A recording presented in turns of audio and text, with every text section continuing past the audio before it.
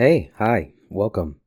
In a previous video, I talked about the quality of life to my perfect Classic Plus.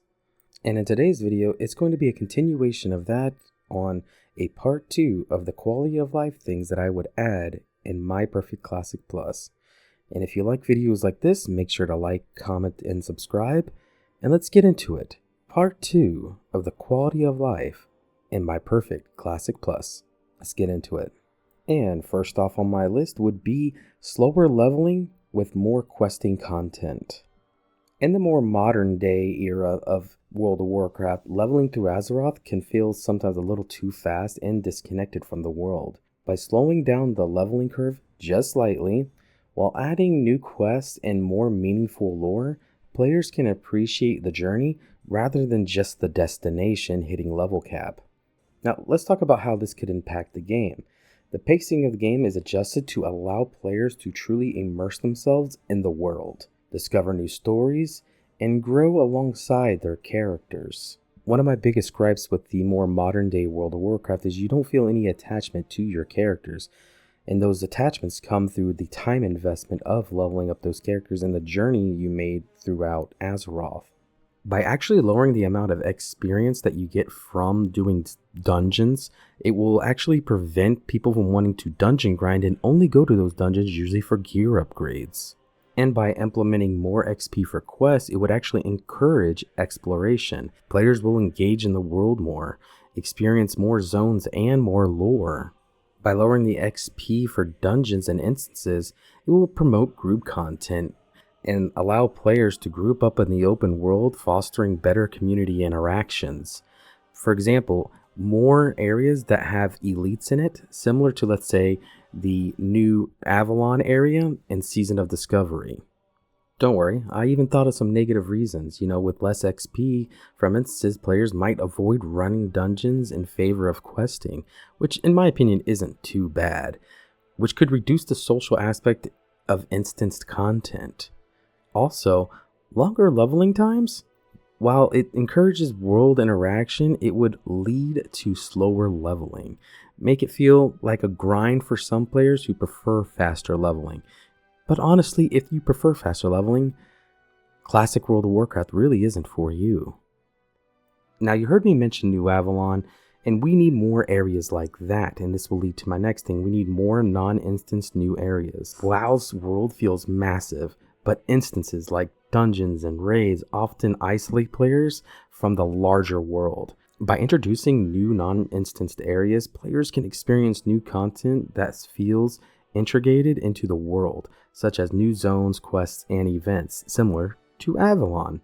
And how would this impact it? Well, the world feels alive with active content. Players can choose to explore and challenge themselves without the need to enter a separate, isolated environment. This could give the world of Azeroth a more persistent world feel. Non-instance zones help make the world feel more alive and real, with more spontaneous interactions between players.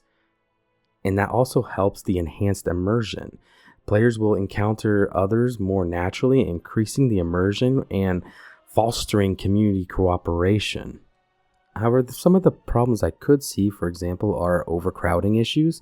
Popular zones might become overcrowded, leading to frustration in contested areas or for farming for rare items. And a lot of us never forgotten what happened when we opened up the gates of Ankiraj, which could lead to possible performance concerns. With non-instance zones, the game might have to load more data, potentially impacting performance, especially on servers with high populations. I was actually very devastated when I found out a lot of the areas that I once loved to grind that had elites in it were taken away and actually made to be non-elite. So this would be a good return to that old feel of being able to just grind elites out in the open world. But let's put my nostalgia aside for a minute and let's move on to the next one. Increased buff durations with lower costs. Buffs can be cumbersome. We all know that. And managing their duration and cost can distract from gameplay. With longer buffs with lower costs, players will be able to focus on their roles and strategies rather than having to consistently reapply buffs all the time. And honestly, I might as well just make a video saying what I would like to bring from Season of Discovery to my Perfect Classic Plus, because Season of Discovery did this perfectly. Things like Rockbiter not being just 5 minutes was a godsend to shamans. And less downtime. Overall, longer buff durations and reduced mana cost means that players can spend less time farming for materials or sitting idle to recast buffs, increasing overall gameplay efficiency, which would also allow them to be able to focus more on the actual content. Players can focus on the content without having to consistently worry about buff upkeep, keeping a smoother experience. And you know there can't be positives without some negatives. What about a potential for over-reliance on buffs? With longer lasting buffs, players can begin to rely too heavily on them for sustained performance, potentially unbalancing certain encounters. And believe it or not, it may even have an economic impact, because the lower cost for class buffs might reduce the gold sinks associated with buffs, impacting the economy in unintended ways, such as light feathers or naga scales. And you can't forget about the fish oil. But let us jump into something a little bit more controversial. How about account-wide reputations? Now, there's a lot of classic purists that would actually be really much against this. A lot of them say that if we were to add something along the lines of account-wide reputation, it would devalue the character. Well, I disagree, because it's not about the character, it's about the player. It wasn't just the character out there grinding Timbermaw reputation, it was actually the player. And the player themselves should be rewarded with that reputation gain across his entire account. Repeating the grind for reputations on every character is very time consuming. With account-wide reputations, players won't have to repeatedly grind the same faction on multiple characters. Some examples may be like the Timbermaw Hold or the Thorium Brotherhood. Reputations such as those are very long and cumbersome to get, and they should be account-wide so that you can get your enchants or your patterns that you need for your professions. This system rewards players for their efforts, streamlining progression and encouraging players to explore different classes or roles without redoing repetitive content. Account-wide progression makes it easier to enjoy content across multiple characters, especially for players who have ults that don't want to have to regrind the same reputations or attunements. Now, this wouldn't be one of my videos if I didn't go off script for just a moment. This is one of the biggest things I would enjoy about account-wide progression is if I was playing any character on my account, it would always feel like I'm progressing towards my goals. Instead of sort of feeling pigeonholed to one single character, always trying to progress that one character. It would be nice to be able to play my hunter to get a Timbermaw reputation, play a shaman in order to get my Thorium Brotherhood, or even playing a warrior for my Onyxia attunement. And this would also give the player the feeling like they are always progressing. Now, anyways, back to the script. This also alleviates the need for players to repeat tedious tasks, leading to more rewarding overall experience. And don't worry, I can see it, this could also lead to potential oversaturation. If reputations and attunements are unlocked across all characters, it could reduce the excitement of unlocking content for each new character. And I could see how it could lead into less world immersion. Some players might feel like it removes some of the RPG aspects of starting fresh with each new character, as it reduces the engagement and achievements. But those are more for the classic purists, and I am not a full-on classic purist. After playing SOD, there are some things I still want. And one of those other things would be a built-in LFG bulletin board. Finding a group in Classic WoW can feel like a game within itself. The LFG bulletin board will allow players to post what they need, whether it's a dungeon group, raid team, or just a PvP partner. No more spamming in chat, no more waiting around. Grouping hubs should seem more seamless and social, and less hassle and more coordination. And I do not mean the modern day LFG tool that automatically puts you into a dungeon group and automatically sends you to the dungeon. This is similar to the LFG bulletin board. If you had the add-on, you know exactly what I'm talking about. You can kind of just put up what you want and what you're looking for and be able to find a group and skim through the people and be able to choose what you want for your group.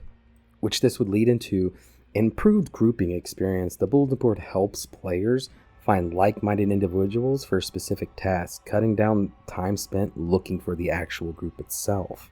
And that leads into more focus on gameplay.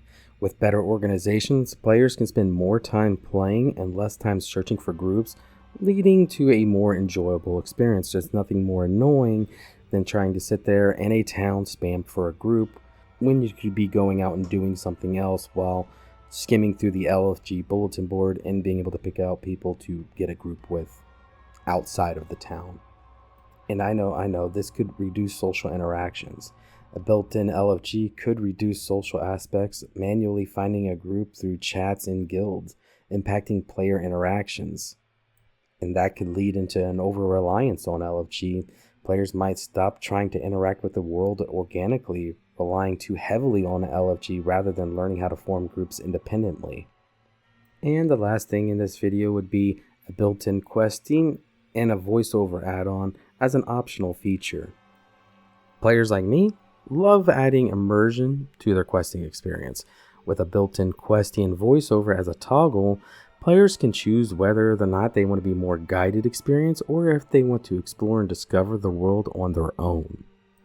And this caters to both casuals who enjoy the convenience and the hardcore explorers who prefer the thrill of discovery. A streamlined questie makes it easier to track and find quests, helping players focus on the story and the world rather than struggling with quest navigation. And I know I'm not the only one that uses the voiceover add-on. That makes the game feel more cinematic, deepening the immersion for questing, NPCs, interactions, and lore. It's just overall a lot better when you have, let's say, that AI voiceover add-on that they do have, and that should be probably something they should implement in My Perfect Classic Plus. And that way, people can pick up the quest, go amongst their day, and listen to the lore and learn more about the world that they live in. And one of the bad things I can kind of see with this might be a performance drain.